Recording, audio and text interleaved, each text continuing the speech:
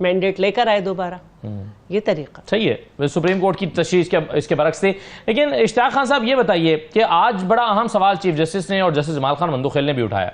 انہوں نے کہا کہ جب تک ایک آرڈیننس معطل نہیں ہوا کسی بھی ہائی کورٹ سے یا کسی بھی عدالت سے تو تب تک وہ برقرار ہے, اور جب وہ برقرار ہے تو اس کے مطابق ہی معاملہ چلے گا, اور وہ آرڈیننس صحیح ہے یا غلط ہے اس پہ بحث کر سکتے ہیں, لیکن اس آرڈر کو ماننا سپریم کورٹ کی ذمہ داری ہے. اسی کے مطابق کمیٹی بنی ہے اور اسی کمیٹی نے بینچ تشکیل دیا ہے, تو اعتراض کیا ہے؟ کہ ابھی بات ہو رہی تھی کہ جب سپریم کورٹ کسی آئین کی تشریح کرتی ہے کسی آرٹیکل کی, تو حکومت کہتی ہے کہ جی ہمیں پسند نہیں ہے اس لیے ہم کوئی دوسرا رستہ اختیار کریں گے. آئین کا مطلب یہ نہیں ہے اور نہ ہی پارلیمنٹ کا یہ مطلب ہے کہ وہ سپریم کورٹ کی ججمنٹ کو فرسٹریٹ کریں. رادر ایک آئین کا مینڈیٹ جو ہے وہ دیا ہوا ہے پارلیمنٹ کو, اور وہ منتخب پارلیمنٹ کو دیا ہوا ہے, فارم 47 کی پارلیمنٹ کو نہیں ہے. پہلی بات. دوسرا, انہوں نے اسی لیے جو آرڈیننس کا رستہ اختیار کیا, وہ آرڈیننس کا رستہ اس لیے اختیار کیا کہ یہ چاہتے تھے کہ, اور قاضی صاحب یہ تو انٹینشن کی بات کر رہے ہیں نا آپ, میں تو آپ سے لیگل کویسچن کر رہا ہوں. یہ انٹینشن تو اشتیاق صاحب ہو سکتا ہے غلط ہو سکتا ہے کہ انٹینشن وہی ہو کہ انہوں نے ایک آئینی ترمیم منظور کروانی ہے, لیکن آرڈیننس بھی تو ایک قانونی چیز ہی ہے. شہلا صاحب یہ کہتی ہیں. جی میں اسی لیے ان کے اس سوال کا جواب دے رہا تھا کہ آرڈیننس جب پارلیمنٹ نہیں ہے ان سیشن, یہ تو رات کے 11 بجے بھی اور 3 بجے بھی پارلیمنٹ کا سیشن بلا لیتے ہیں, تو کیوں نہیں ایکٹ پاس کر لیا؟ اگر ایکٹ میں ہی ترمیم ریکوائرڈ تھی تو اس میں آپ پارلیمنٹ کا اجلاس بلا کے کر لیتے, جو کہ ان کے پاس اختیار تھا. یہی قاضی فائزی صاحب کہہ چکے ہیں کہ آرڈیننس کے ذریعے سے نہ حکومتیں چلتی ہیں اور نہ ہی سپریم کورٹ کو کنٹرول کیا جا سکتا ہے. اب اس کے اوپر سر آرڈیننس بھی تو ایک قانونی چیز ہی ہے نا, وہ ایگزسٹ تو کرتی ہے نا ہمارے ہاں لا میں. سر ہمارے ہاں کرتی ہے, but that is not being appreciated.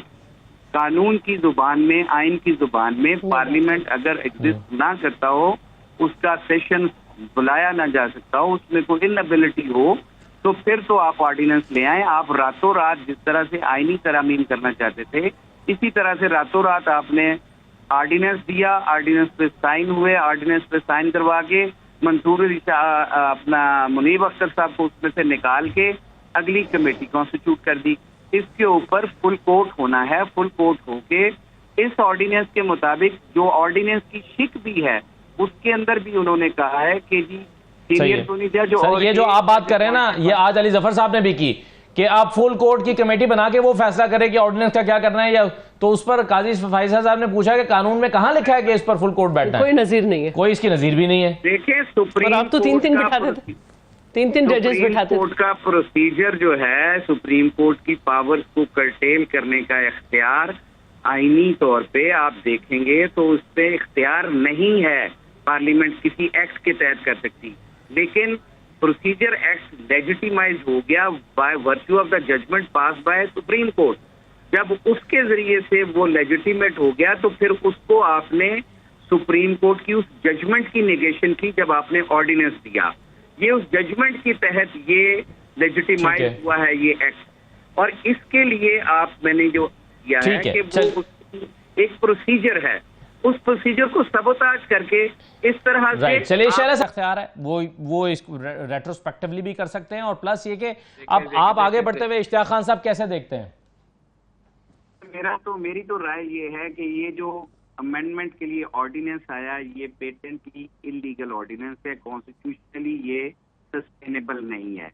انہوں نے اپنی مرضی سے یہ کیا ہے, اور میرا تو یہ خیال ہے, میں ود اٹ موسٹ ریسپیکٹ ملک صاحب سے تھوڑا سا اس بات پہ ڈیفر کرتے ہوئے کہوں گا کہ میں تو کہتا ہوں کہ جو سپریم کورٹ کے اندر اس کمیٹی کے بنائے ہوئے بینچز ہیں, باقی بینچز بھی, ان میں بھی ججز کو ریکیوز نہیں بلکہ اس میں اس امینڈمنٹ کی انلیگیلٹی کے اوپر, یہ میں نے جب پہلے کہا ہے کہ سر مگر آرڈیننس بھی تو لا آف دا لینڈ ہے نا. منیر ملک صاحب یہ کہہ رہے ہیں, آپ کو اچھا لگے یا برا لگے ماننا تو پڑے گا. سن لیں میری مکمل ہو لینے دینا. میں یہ یاد کر رہا ہوں کہ اٹ موسٹ ریسپیکٹ کے ساتھ کہ یہ آرڈیننس میلیفائڈنگ یہ ان کی انٹینشنز کے اوپر آیا, جو کہ سپریم کورٹ کی پریویس ججمنٹ جو اسی پریکٹس اینڈ پروسیجر ایکٹ کے تحت تھی, اس ججمنٹ کو بھی فرسٹریٹ کرتے ہوئے انہوں نے آرڈیننس دیا.